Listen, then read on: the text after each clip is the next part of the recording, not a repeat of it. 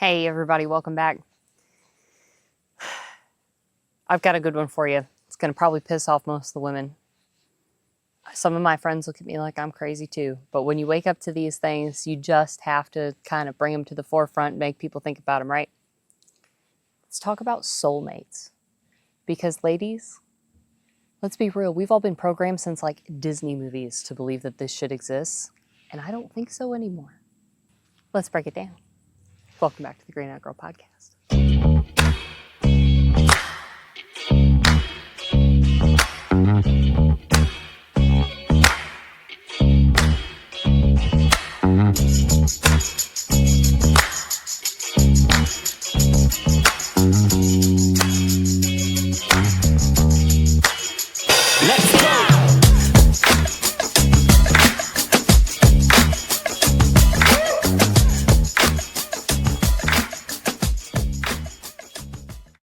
So, yesterday, I got a Telegram notification that Andrew Tate posted something in there, and I read it, and I was like, okay, if he's posting it here, it's also on X. So I went to X, and he says, "Why are women's soulmates always rich?" And I commented on there and said, "Because soulmates don't exist. It's BS made up to give women the excuse to leave men because clearly he isn't my soulmate. Every time they change their fickle minds. Once you wake up to this, you understand that love is a choice and it isn't about feelings. I will walk through fire with my man, not because he is rich, but because God gave me a good man to respect and follow. Life isn't easy, but nothing worth having ever is." So I've come to this, and I've had several women, kind of tell me that I'm wrong, soulmates exist, blah, blah, blah, blah, blah, that my husband's my soulmate. And that very well may be the case, but I'm not in the traditional sense that everyone would like to believe, like the fairy tale, one day my prince will come, Snow White bullshit, okay? Ladies, we all know, Disney movies have done nothing but tell us that there is one person out there. There is one soulmate out there for you. There is only one. And you have to find that one person. And of course, then as we get older, romantic comedies do the same thing. They just keep reinforcing this. Like, no matter who you're with, there is that one person out there. So what this actually does, and my conclusion that I've drawn from all of this and from everything I've seen, is that it actually just gives women the opportunity to be with someone, and when the feelings fade, say, "Oh, well, this person clearly wasn't my soulmate. There's somebody else out there for me," so that they can leave.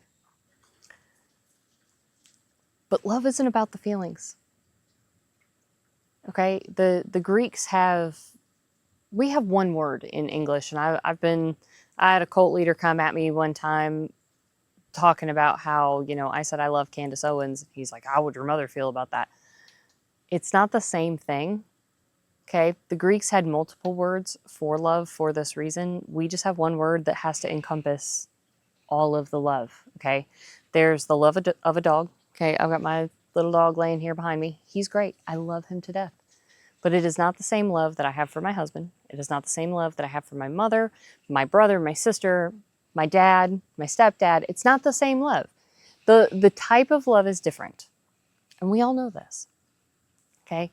So that tingly feeling that you get, it's called eros. Okay? So you can get that. You can open yourself up to that. And you can keep going after man, after man, after man in search of your soulmate. Well, I thought he was that because I had some feeling. Grow up. Grow up. I know the rom-coms. I know the Disney movies, blah, blah, blah, blah, blah. Again, use your own brain. Okay? So anyway, once you wake up to the fact that women use this excuse, and let's be real, we've all been around them. Well, he's my soulmate. And then 6 months down the road, they're, gone and off with some other soulmate. They've cheated on the guy, whatever. Yeah, that's not how that works. Here's the truth of it. You find someone that's in a similar stage with you, and you choose every day to wake up and grow closer to them and God every day. not easy.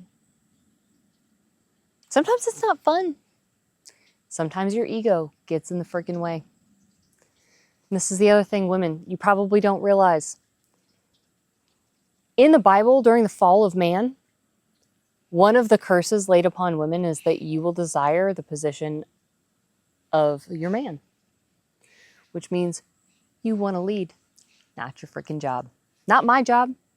And I'll tell you this, thank goodness it's not. We'd have crashed and burned by now. Okay? Let me let you in on that. He's the reason. We're still out here. We're still going. He's pushed me. He pushes me to do this too, to be better every day, to not let it go even when I just don't feel like doing it. Now, I won't stop because, sorry, you're stuck with me talking on the internet, aren't you? Yeah. But the Eros feeling goes away. That honeymoon feeling goes away. Okay? Especially, he spent 2 years as an over-the-road truck driver. Do you think that gave me the warm and fuzzies every day of my life? Because I'm here to tell you, it absolutely didn't. We were building on our farm while he was gone. He was home for 32 hours to 36 hours at a time. That was it. That's a wild ride, guys, and it ain't easy. I'm here to tell you. Now we're on opposite freaking shifts. I only see him really on the weekends. Do you really think that that's an easy thing? Do you really think that it's like warm, fuzzy feelings 24/7? Because it's not. It's hard. It's hard. It means things that I really want to get done today can't get done until the weekend because I have to have an extra set of hands. Because I need help. Sometimes conversations have to wait until the weekend when we're in the same spot because things get lost in translation on the phone. Or, we need to look at things on the computer as a team.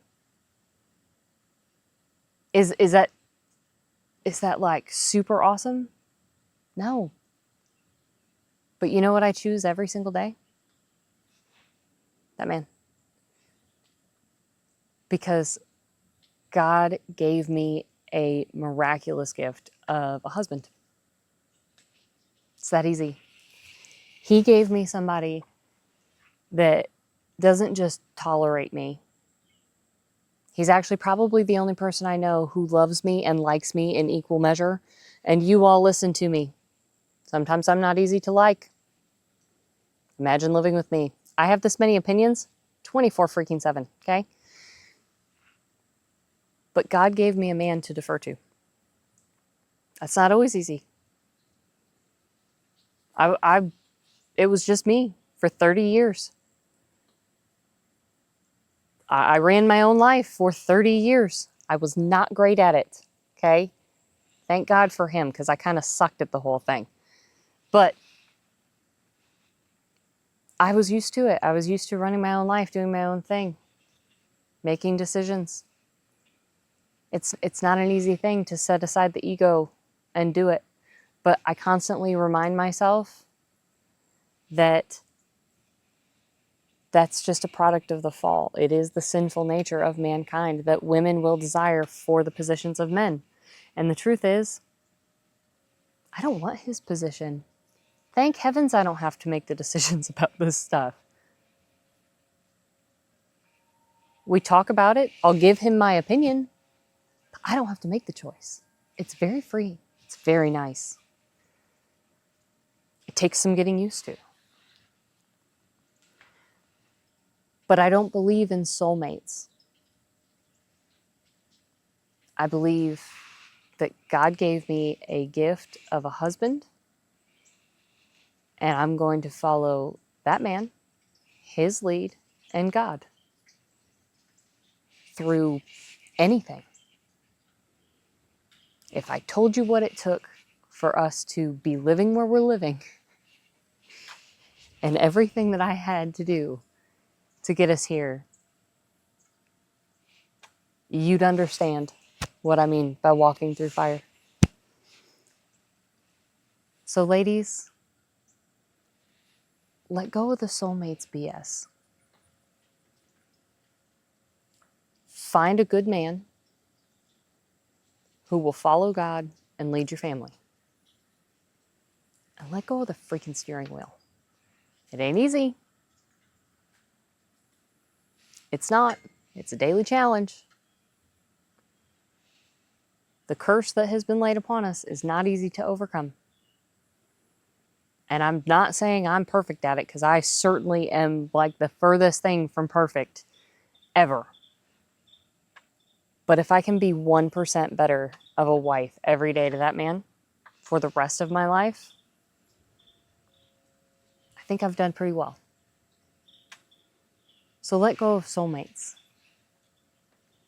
It's contrived, it's pre-programmed into your brain, and it's bullshit. So let it go and have a lovely day.